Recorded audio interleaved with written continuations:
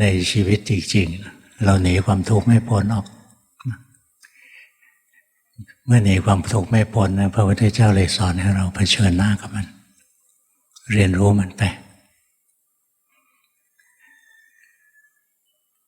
นี่คนส่วนใหญ่ไม่อยากเรียนรู้ทุกข์แต่อยากดับทุกข์อยากไม่มีความทุกข์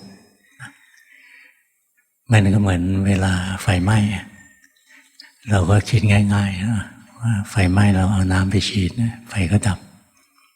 เราคิดว่าเราดับไฟที่จริงไม่มีใครดับไฟได้นะที่ดับเนี่ยเขาดับที่เหตุของไฟอย่างไฟไหม้เพราะอุณหภูมิมันสูงเอาน้ำไปฉีดลดอุณหภูมิลงเหตุของไฟมันไม่มีไฟมันก็ดับไฟมันไหม้เพราะมันมีเชื้อเพลิง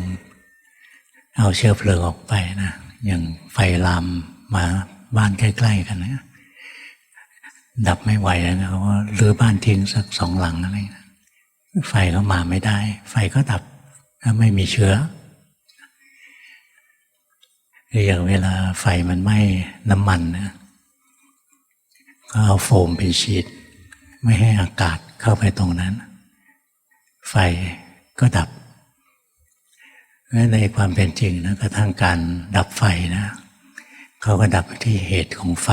นะเราไม่ได้ดับตัวไฟถ้าเหตุของไฟมันดับตัวไฟมันก็ดับเหตุของไฟก็คือมันมีเชื้อเพลิง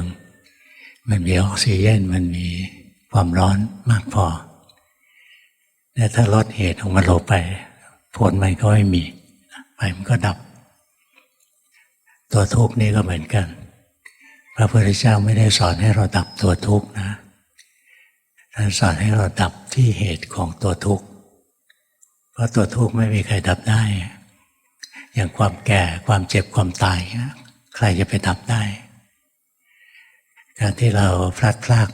จากสิ่งที่รักที่พอใจเราก็ห้ามไม่ได้อย่างคนที่เรารักจะตายใครจะไปห้ามได้งั้นตัวทุกข์แล้วเราไปจัดการกับมันตรงๆไม่ได้ท่านเลยสอนเราให้ดับที่เหตุของความทุกข์